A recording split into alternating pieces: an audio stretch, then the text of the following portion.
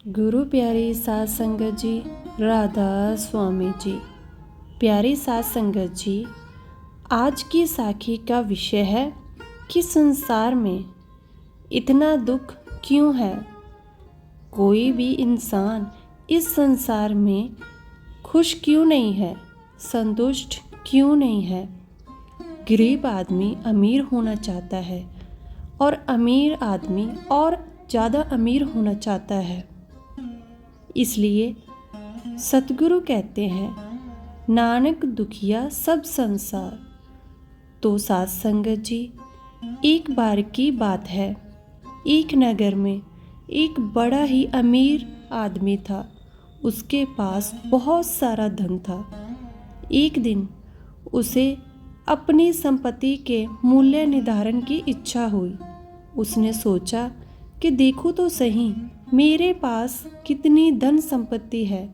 उसने जल्दी से अपने लेखाधिकारी को बुलाया और आदेश दिया कि मेरी सारी संपत्ति का मूल्य लगाकर मुझे बता दीजिए।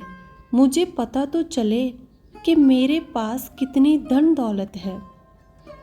एक हफ्ते के बाद हिसाब किताब लगाकर वो लेखाधिकारी उस आदमी के पास आ गया। उस आदमी ने पूछा, अब बताओ कुल कितनी धन संपत्ति है। तो उस आदमी ने कहा, हिसाब लगाते लगाते तो मैं थक ही गया। सच बताऊं तो आपके पास इतनी धन दौलत है कि आपकी 7 पीढ़ियां बिना कुछ किए, बिना कोई काम किए आराम से रह सकती हैं। आपके 7 पीढ़ियों को कमाने की कोई ज़रूरत नहीं पड़ेगी। इतना पैसा है आपके पास। अब वो आदमी तो ये सब बताकर चला गया। उसके जाने के बाद वो आदमी चिंता में डूब गया कि क्या मेरी 8वीं पीढ़ी भूखी मरेगी। वो रात दिन चिंता में रहने लगा और चिंता इतनी बढ़ गई कि अब तो उसे ना तो भूख लगती और ना ही प्यास। कुछ ही दिनों में वह कमज़ोर हो गया। शरीर सूख कर केवल कंकाल ही बचा था। उसकी पत्नी बार बार पूछती कि आपको किस बात की चिंता है, लेकिन सेठ जी अपनी पत्नी के द्वारा पूछने के बाद भी जवाब नहीं देता।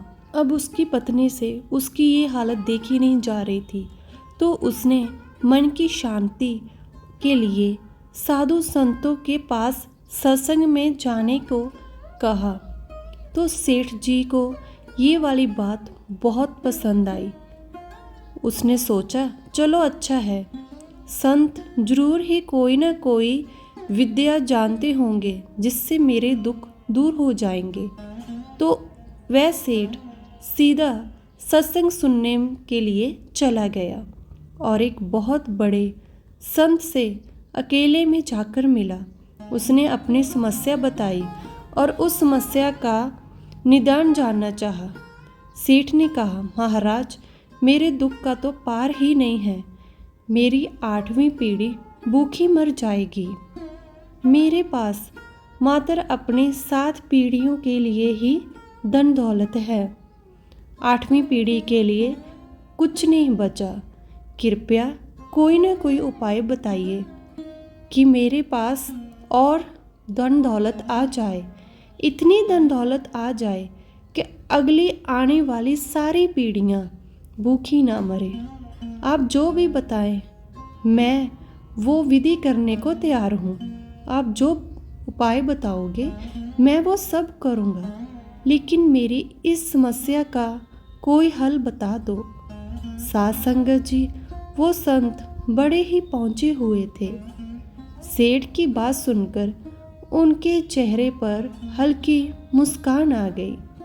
बोले, इसका तो हल बड़ा आसान है, ध्यान से सुनो। इस नगर के अंत में एक बस्ती के पास एक बुढ़िया रहती है, एकदम कंगाल और गरीब। उसका ना तो कोई कमाने वाला है और ना ही वो कुछ कमा पाने के लिए खुद समर्थ है। तुम वहाँ जाकर उससे केवल आधा किलो आटा दान में दे दो। अगर वो ये दान स्वीकार कर ले तो इतना पुण्य मिलेगा कि तुम्हारी समस्या हल हो जाएगी, तुम्हारी हर एक इच्छा पूरी हो जाएगी और सारी चिंताएं खत्म हो जाएंगी। सेठ को बड़ा आसान उपाय मिल गया। अब उसे सब्र कहाँ था। घर पहुंचकर सेवक के साथ क्विंटल भर आटा लेकर पहुंच गया बुढ़िया की झोंपड़ी पर। सेठ ने कहा, माता जी, मैं आपके लिए आटा लाया हूँ, इसे स्वीकार कीजिए। बूढ़ी माँ ने कहा, आटा तो मेरे पास है, मुझे नहीं चाहिए। सेठ ने कहा, फिर भी रख लीजिए। तो बूढ़ी माँ ने कहा, क्या करूँगी रखकर, मुझे इसकी ज़रूरत ही नहीं है। सेठ ने कहा, अच्छा कोई बात नहीं, क्विंटल नहीं तो ये आधा किलो तो रख लीजिए। तो बूढ़ी माँ ने कहा, बेटा, आज खाने के लिए ज़रूरी आधा किलो आटा पहले से ही मेरे पास है, मुझे इससे ज़्यादा की ज़रूरत नहीं है। तो सेठ ने कहा, तो फिर इसे कल के लिए रख लीजिए। तो बूढ़ी माँ ने कहा, बेटा, कल की चिंता मैं आज क्यों करूं? जैसे हमेशा प्रबंध होता है, कल के लिए भी प्रबंध हो जाएगा। तो बूढ़ी माँ ने आटा लेने से साफ इनकार कर दिया। साध संगत जी, अब सेठ जी की आंखें खुल चुकी थी। एक गरीब बुढ़िया कल के भोजन की चिंता नहीं कर रही और मेरे पास इतना सारा धन है, फिर भी मुझे ये चिंता है कि मेरी 7 पीढ़ियों के बाद 8वीं पीढ़ी क्या खाएगी। तो संगत जी, बात तो केवल यहीं पर टिकी है कि स्थिति के बदले अपनी मनोस्थिति बदले तो सारे दुख सुख में बदल जाएंगे। एक बार की बात है, एक शिष्य ने अपने गुरु से कहा, गुरुदेव, एक व्यक्ति ने आश्रम के लिए गायें बेच दी है। गुरुजी ने उससे कहा, अच्छा है, हमें दूध पीने को मिलेगा। एक हफ्ते के बाद उस शिष्य ने आकर गुरुजी से वापस कहा, गुरुजी, जिस व्यक्ति ने गायें दी थी, आज वो अपनी गायें को वापस ले गया। तो गुरुजी ने शिष्य से कहा, अच्छा हुआ, हमें गोबर उठाने के झंझट से मुक्ति मिल गई।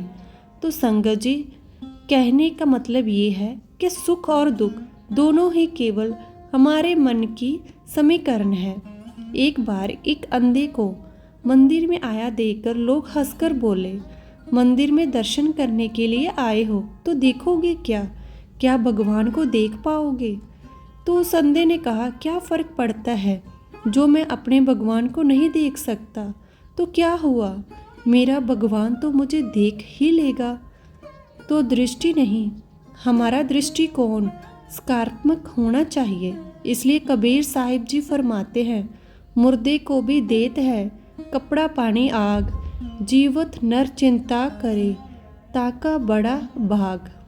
यानी कि कबीर साहब कहते हैं, मालिक तो मरे हुए के लिए भी कफन, पानी और आग की व्यवस्था कर देता है।